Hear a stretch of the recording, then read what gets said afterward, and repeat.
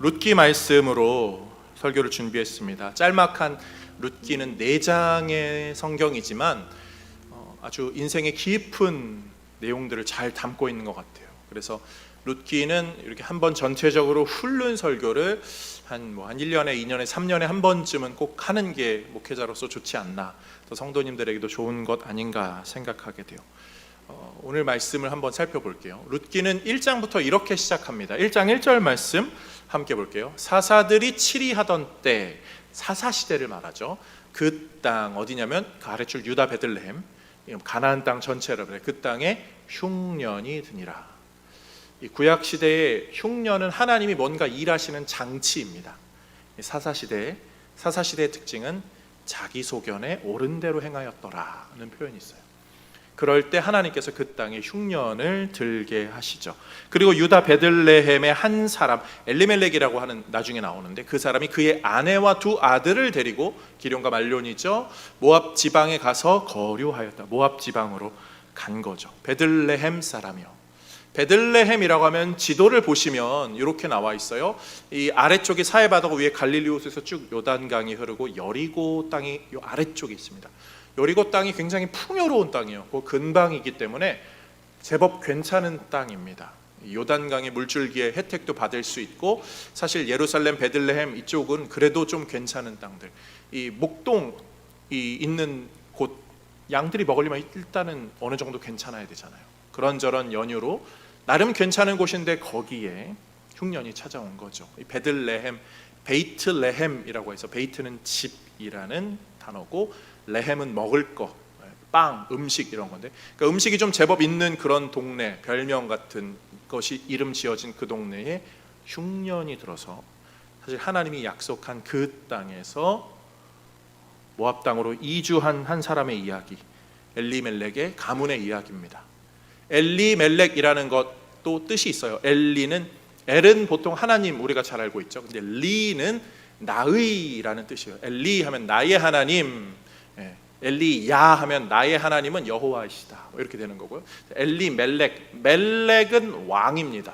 아비멜렉 하면요, 아비는 똑같이 아버지를 말하거든요. 나의 아버지는 왕이시다. 엘리멜렉은 나의 하나님은 왕이시다. 이렇게 이름 자체가 신앙 고백적인, 요즘으로 따지자면 뭐랄까요? 김요한 이런 거죠. 이름에 신앙 고백이 있는데, 그런 신앙 고백이 있는 사람이 하나님이 약속한 가나안 땅, 사사시대니까 들어온 지 얼마 안 됐어요. 그 시대에 흉년이 있다고 다른 지역으로 이사가는 이야기가 룻기의 시작점입니다. 왜 엘리멜렉이 이사갈까요? 이유는 간단하죠. 우리가 가진 똑같은 마음, 잘 살려고요. 잘 살려고, 이 어려움 속에서 잘 살아가고 이겨나가려고 하는 그 마음, 우리 모두가 가진 마음 아닙니까? 이 세상 사는 사람들 중에, 또 예배하고 또 밖에서 오늘 세상에 여기저기 있는 모든 사람들은요, 다 자기가 잘 살기를 원해요. 그 긍정적인 사고방식으로 늘 이렇게 이야기하고 노래하는 거 좋아하죠. 어린이들 어릴 적 동요 중에 앞으로 앞으로 앞으로 앞으로 빠밤, 요즘은 근데 동요를 잘 안 부르더라고요. 그러니까 막 전진하는 느낌만으로 너무 좋은 거예요. 근데 요즘은 동요 안 부르니까 가요 부르죠. 잘 살고자 하는 그 마음이 담긴 가요도 인기를 많이 끌더라고요. 예전에 제가 좋아하는 드라마 슬기로운 의사생활, 거기에 나왔던 그 한 소절 함께 불러볼까요? 셋. 괜찮아, 잘 될 거야,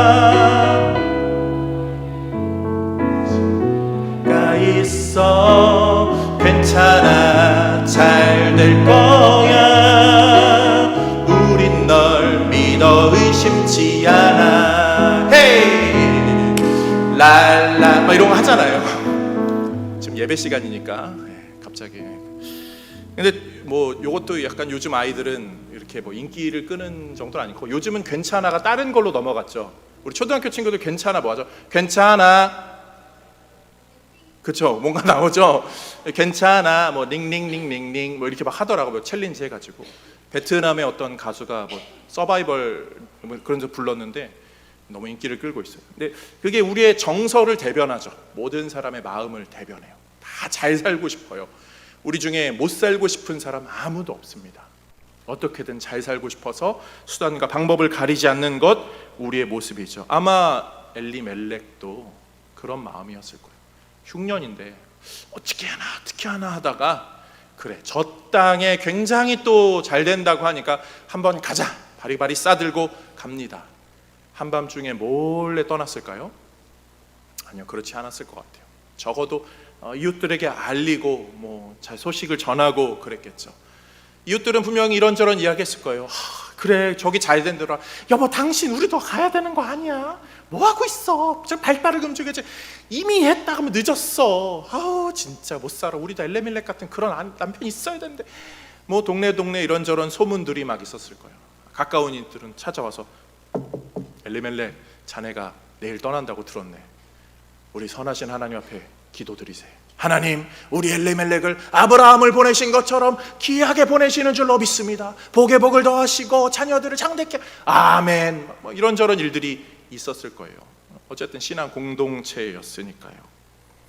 그렇게 엘리멜렉은 그의 아내와 두 아들과 함께 모압 땅으로 갑니다.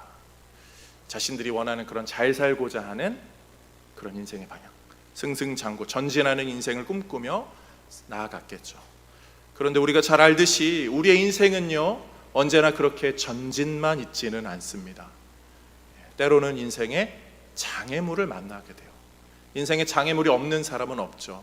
경제적인 어려움, 질병의 어려움, 관계 어려움, 어떤 직장의 어려움, 삶의 어려움, 그런저런 장애물들이 다 있습니다. 그 중에 우리가 가장 피할 수 없는 가장 큰 장애물이 뭐죠? 죽음이죠. 죽음. 전도서 3장은 그런 면에서 참 지혜로운 말을 우리에게 전해줍니다. 3장 1절부터 3절까지 말씀 읽어봅니다. 범사에 기한이 있고 천하 만사가 다 때가 있나니 날 때가 있고 죽을 때가 있으며 심을 때가 있고 심은 것을 뽑을 때가 있으며 죽일 때가 있고 치료할 때가 있으며 헐 때가 있고 세울 때가 있으며 울 때가 있고 웃을 때가 있으며 슬퍼할 때가 있고 춤출 때가 있으며 인생에 그런저런 때들이 있다라고 말하는데 여기에 삶과 죽음에 대한 이야기가 있어요. 죽음이요, 죽음. 죽음의 장애물을 피할 수 있는 사람은 아무도 없죠. 히브리서 아주 유명한 9장 27절 말씀 나오죠. 한 번 죽는 것은 사람에게 정해진 것이요. 죽음을 피할 수 있는 사람은 없죠. 그런데요, 저는 설교를 준비하면서 그런 생각을 살짝 하게 되었습니다. 죽음을 준비할 수 있는 것만으로도 감사하구나. 시대가 얼마나 이런저런 일이 벌어지는지 준비되지 못한 죽음이 우리 주변에 있긴 하더라고요. 그런 면에서 죽음을 준비할 수만 있어도, 물론 죽음을 준비한다는 것이 굉장히 가슴 아픈 일이지만 준비할 수만 있어도 그게 진짜 은혜고 감사할 이유 중에 하나가 되는구나 생각하게 돼요. 예고 없이 찾아오는 죽음만큼 우리를 괴롭게 하고 힘들게 하는 게 있습니까? 그런데 이 엘리멜렉의 아내 나오미가 그러하였죠. 오늘 본문 3절에서 5절은 이렇게 말해요. 함께 읽어보겠습니다. 나오미의 남편 엘리멜렉이 죽고 나오미와 그의 두 아들이 남았으며 그들은 모압 여자 중에서 그들의 아내를 맞이하였는데 하나의 이름은 오르바요 하나의 이름은 루시더라. 그들이 거기에 거주한 지 10년쯤에 말론과 기륜 두 사람이 다 죽고 그 여인은 두 아들과 남편의 뒤에 남았더라. 나오미가 남편을 잃고 아들들을 잃게 됩니다. 얼마나 충격이었을까요? 한 사람을 잃는 거는요, 가족끼리 똘똘 뭉치면서 위로하면서 토닥거리면서 이겨나갈 수 있어요. 그래, 아빠가 돌아가셨지, 어쩔 수 없지, 사람은 다 죽는 거니까 그럴 수 있어. 자, 남아있는 우리가 열심히 살자. 열심히 살고 있는데 10년 정도 지나면서 아들이 죽습니다. 아들이 죽는 거는 사실 굉장히 큰 충격이죠. 그런데 그 아들이 하나가 죽는 게 아니라 둘 다 죽어요. 남아있는 나오미에게는 어떤 생각이 들까요? 자책, 자괴감이 그의 인생에 찾아오게 되죠. 사람들의 수근수근거림이 왠지 나 때문에 그런 것 같고, 저 집안에 나오미가 얼마나 드센지 남자들이 다 죽어나잖아. 나오미의 마음속에 어쩌면 찾아오는 자책감, 내가 우리 남편한테 그렇게 간다고 할 때 그렇게 좋아할 것이 아니라 그냥 고향 땅에 좀 남자고 내가 한 번만 더 말렸어도 이 모압 땅에 우리 남편 오지 않았을 텐데, 우리 아들들 내가 그렇게 여기 내몰지만 않았어도 죽지 않았을 텐데 왜 내 인생 이렇게 된 거지? 저주받은 인생 아니야? 내가 하나님의 그 축복받은 땅을 떠나서 하나님한테 벌받은 거구나. 내가 이거 내 인생이 왜 이런 거야? 나오미는 어쩌면 자신의 인생을 자책했을지도 몰라요. 아마 이런 찬양 가사가 어울릴 것 같아요. 왜 나를 깊은 어둠 속에 홀로 두시는지, 어두운 밤은 왜 그리 길었는지, 나를 고독하게 나를 낮아지게 세상 어디도 기댈 곳이 없게 하셨네.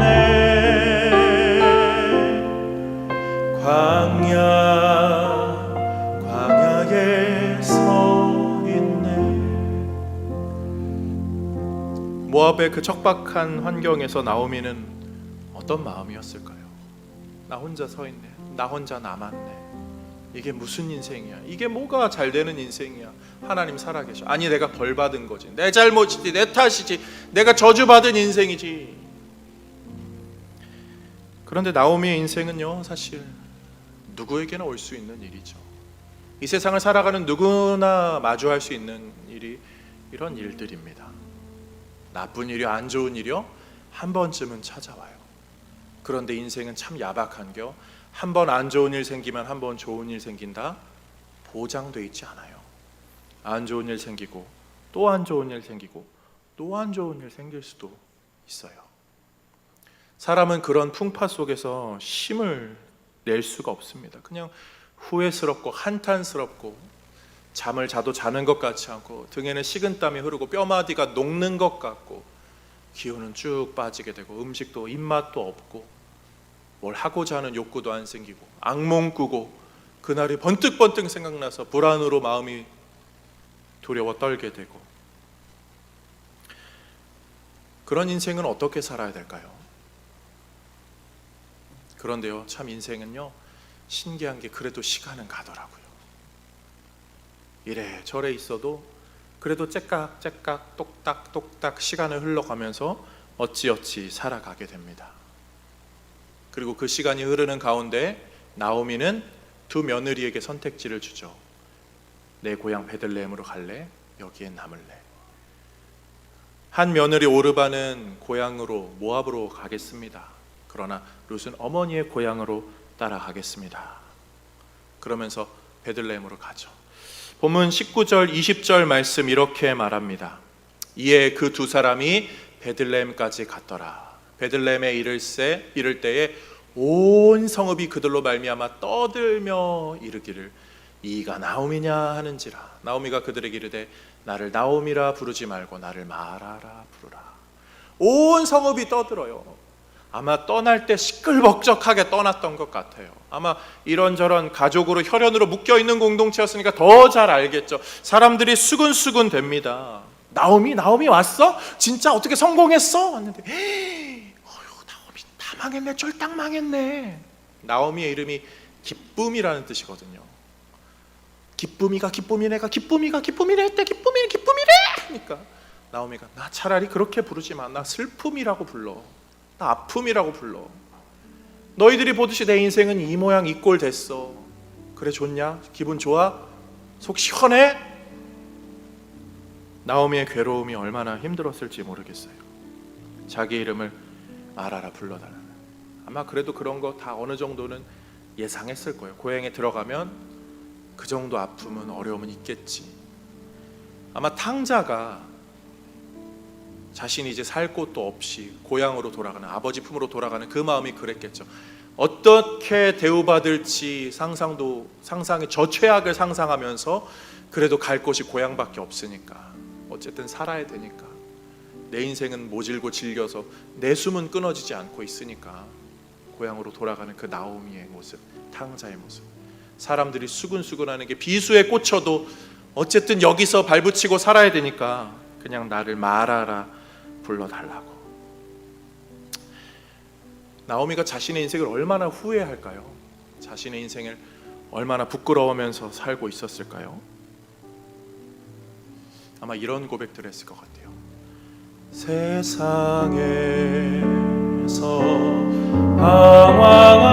방황할 때 나 주님을 몰랐네. 내 맘대로 고집하며 온갖 죄를 저질렀네. 난 참 바보처럼 살았군요. 난 참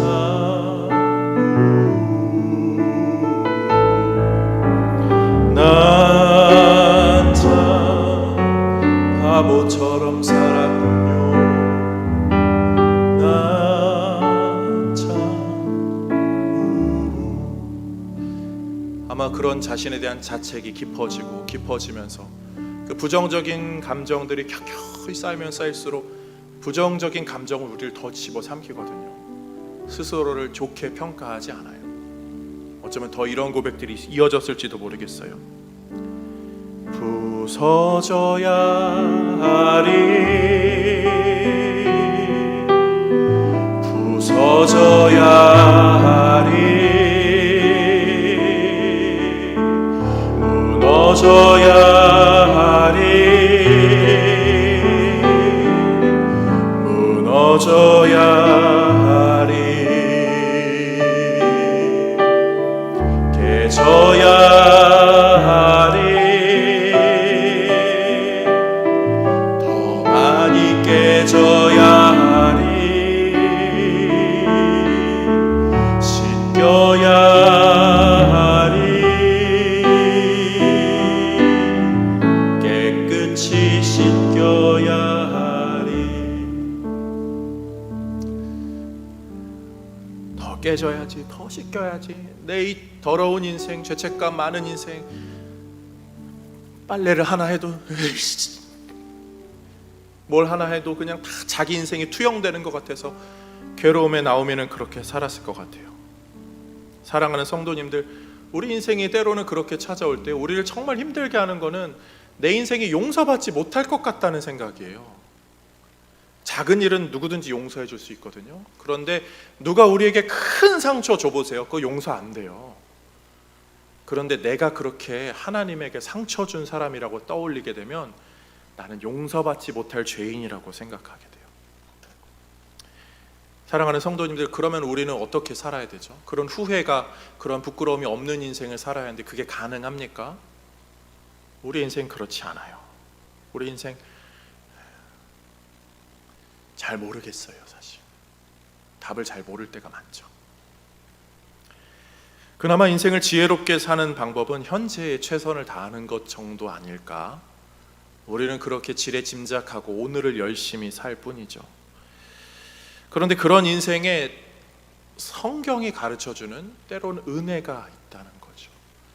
룻과 나오미의 인생이 어떻게 됩니까? 고향 땅에 돌아갔을 때 보아스라는 먼 친인척의 집에, 그 땅에 이삭을 주게 됩니다. 그리고 그것으로 조금씩 생계를 유지하죠. 거의 빌붙어서 진짜 안면 철판 깔고 그렇게 사는 거예요.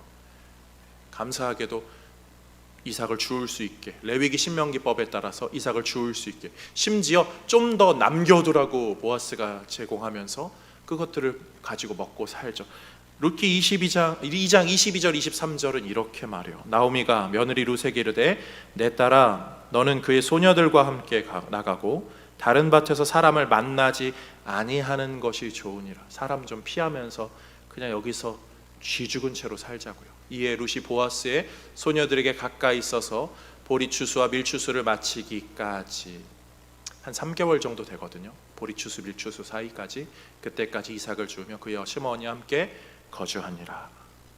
이런저런 이유가 있지만 사람들 눈에 좀 덜 띄이고 구설수 안 생기고 그냥 우리 납작 엎드려서 시간이 좀 흘러가기를, 어떻게 좀 인생 좀 이 어려운 때 지나가기를 견디자 버티자 그러면서 지금 몇 개월째 나오미와 룻은 그렇게 살고 있어요. 이게 우리가 인생을 살아가는 모습 중에 하나죠. 열심히 전진하고 싶어요. 그런데 장애물에 멈춰버려요. 돌아갈 수도 없어요. 그러면 웅크리면서 그냥 그렇게 기다리고 버티고 견디고 사는 삶. 오늘 우리가 찬양했잖아요. 버티고 견디게 하시네. 크신 계획 모르겠어요, 주님. 작은 고난에 지쳐갑니다. 버티고 그래도 견디게 하시네. 견디게 하시는지도 모르겠는데 그냥 일단 숨이 쉬어지니까 아침에 눈 뜨니까 살아가는 거예요. 저녁에 눈 감을 때는 그냥 눈 안 떴으면 좋겠다 싶을 정도로 괴로운 것이 우리의 인생입니다. 그런데 그 인생의 반전에 불꽃이 타오르기 시작하죠. 어떤 거죠? 이 보아스와 룻이 연결이 됩니다. 이게 얼마나 말도 안 되는 건지 모르겠어요. 한번 생각해 보세요. 룻은요, 이방 여인이에요. 이스라엘 백성들 별로 안 좋아하는 이방 여인이죠. 이방 여인이 결혼까지 했다가 남편을 잃고 여기서 살고 있는데 그 지역의 유지 같은 보아스를요, 일단 나이 차도 제법 나거든요. 사실 실제로 고증해 보면 나이 차가 좀 나요. 뭐 한 대여섯 살 이런 차이가 아니라 10살 이상 차이 나요. 우리로 따지면 이런 거죠. 제가 그런 지역이나 나라를 비하하는 의도는 전혀 없습니다. 우리 가끔 주변에 보이는 동남아 분들, 그리고 무슨 랑카 뭐 그런 베키스탄 뭐 이런 그런 분들, 이렇게 굉장히 차림새도 뭔가 이국적이고, 뭔가 우리나라 분들은 이국적인 것도 나뉘어지잖아요. 굉장히 막 백인 좋아하고 뭐 그런 것처럼 동남아 멸시하고 그런 것처럼. 근데 그런 저 끝에 계신 분들이 이혼하고 한국에 정착했는데 남편이 다 가족이 없어요. 그런데 재벌 2세를 만날 기회가 있나요? 전혀 거들떠도 보지 않는 그런 일이 벌어진 거죠. 은혜 아니고는 설명할 수 없는 그런 일이 벌어진 거예요. 그런데 사실 요 문화로 보면 사실 또 그런 일은 가능하기도 했어요. 그 이스라엘의 문화에는 계대법이라는 게 있어서 대를 잇지 못하는 그런 형제의 가문을 위하여서 또 이렇게 결혼을 하게 되기도 하거든요. 그런데 리스크가 있죠. 보아스가 그 위험 부담을 다 짊어지는 거예요. 룻과 나오미에게는 이게 굉장한 은혜입니다. 은혜 햇빛이 내려지는 거죠. 이 부분을 우리가 볼 때 적어도 우리가 이런 꿈을 꿀 수 있어요. 내 인생에도 그런 은혜의 손길이 있으면 좋겠다. 우리가 기도하잖아요. 하나님, 내 인생에 진짜 그렇게 확 엄청난 은혜가 있으면 좋겠습니다. 그런 은혜의 손길이 우리에게 있습니까? 있는 것 같기도 하고 없는 것 같기도 하죠. 재벌은 모르겠지만 그런데 우리 성도님들 꼭 기억하셔야 될 게 있어요. 룻기는요, 케투빔이라고 말합니다. 유대 문학에서 구약을 몇 가지로 나눠요. 오경, 모세 오경을 토라라고 말하고, 느빔이라고 해서 선지서들을 느빔이라고 합니다. 케투빔이라고 해서, 케투빔은 역사서와 지혜서들의 이야기들을 담고 있습니다. 케투빔의 특징 중에 하나는 그러한 이야기들을 통하여서 인생의 교훈을 잘 발견하라는 거예요. 그리고 그런 교훈적인 이야기가 잠깐 이렇게 살짝 꼬여서 이스라엘 백성들은 다양하게 가르침으로 전승됩니다. 그런 것이 탈무드죠. 대표적인 것이. 그런 면에서 이 케투빔, 룻기도 케투빔의 이야기 중에 하나예요. 그 안에 우리가 분명한 교훈을 발견할 수 있어야 돼요. 대표적인 이야기 그거잖아요. 다윗이 바세바를 범했을 때 나단 선지자가 찾아옵니다. 한 부자가 있었는데 그가 자기의 양은 그대로 두고 가난한 사람이 가진 그 한 마리 양을 강탈해서 이렇게 해버렸습니다. 다윗이 그 이야기를 듣자마자 그런 아주 나쁜 놈 죽일 놈 할 때 나단 선지자가 그게 바로 당신입니다. 이게 딱 그 교훈적인 이야기를 한번 꺾어서 가르치는 내용이죠. 룻기의 이야기를 한번 살펴보세요. 적어도 우리가 꼭 잊지 말아야 될 교훈이 있다면 저는 이런 거라고 생각해요. 잘 살려고 하는 인생이 아무리 발버둥 쳐도 안 됐어요. 그리고 다 잃어버린 그 인생에 어떤 일이 벌어졌냐면, 룻의 인생에는 좀 지혜가 있는지 없는지 잘 불완전한 그런 시어머니가 해준 조언 따라 살아갔더니 인생의 은혜의 역전이 일어났다. 사랑하는 성도님들, 우리에게는 어떤 부모님이 계시죠? 우리에게는 육신의 부모가 있는 것뿐만이 아니라 우리의 가장 지혜로우신 영원 아버지, 하늘 아버지, 하나님이 우리의 아버지가 되어 주셔요. 예수 그리스도로 말미암아. 그 아버지의 지혜로운 조언이 우리 인생 가운데 있기에 때로는 지금 이삭을 줍는 것 같은 인생일지라도, 그냥 웅크리고 견디고 버텨야만 하는 인생일지라도 결국 이 인생의 그 지혜로운 인도하심은 어떻게 됩니까? 하나님의 역전으로 바뀌게 되죠. 또 룻기에서 우리가 그와 비슷하게 발견할 수 있는 것이 무엇입니까? 아무도 거들떠보지 않고 심지어 가장 하층민의 인생으로 나락에 떨어진 그 인생에 말도 안 되는 분이 찾아와 그를 귀하게 여기시며 그를 신부로 여겨주세요. 우리 인생이 그 인생이잖아요. 죄인된 우리가 어찌 감히 구원의 은총을 받을 수 있습니까? 우리가 그 구원의 은총을 받을 수 있는 이유는 우리의 신랑 되신 예수 그리스도, 그 저 위에 계신 분이 우리에게 찾아오셔서 우리를 자녀 삼아 주시는 그 은혜를 누리기 위해 자신을 신랑으로 여겨주시고 교회를 신부로 우리를 맞이하여 주시는 그 은혜가 있어서 우리는 지금 이렇게 신앙의 길을 걷고 역전의 은혜, 부활의 은혜를 꿈꾸고 소망하게 됩니다. 사랑하는 성도님들, 그 하나님의 사랑과 은혜가 우리에게 있는 줄로 믿습니다. 그리고 그 인생의 그 돌아섬은요, 아주 한 가지 장면에서 시작돼요. 1장 6절 말씀, 이걸로 설교를 마칠게요. 그 여인이 모압 지방에서 여호와께서 자기 백성을 돌보시사 그들에게 양식을 주셨다 함을 듣고 이에 두 며느리와 함께 일어나 모압 지방에서 돌아오려 하여. 요 한 소절을 들은 것, 그런 일이 있다라는 것을 들은 것 하나로 인생의 터닝 포인트가 시작이 된 거죠. 우리 인생도 마찬가지입니다. 다른 거 아니에요.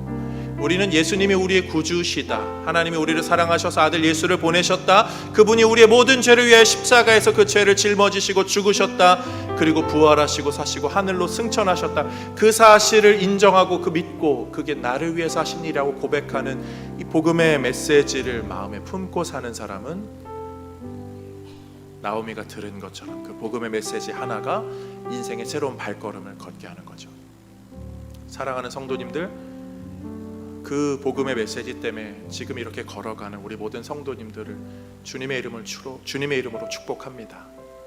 지금은 힘들고 견뎌야만 하는, 웅크려야만 하는 순간일지 모르겠지만 하나님께서 분명히 조언하시고 이끄시는 대로 우리 인생이 새로운 길로, 또 은혜의 길로 인도함 받게 될 줄로 믿습니다. 그 사실을 기억하면서 내가, 또 우리 가정이, 우리 자녀들이, 우리 교회가 복음의 메시지에 반응하고 하나님의 자녀다운 삶을 살게 하여 주옵소서. 소망 품으며 살아가는 우리 모든 성도님들 다 되시기를 주님의 이름으로 축복드립니다.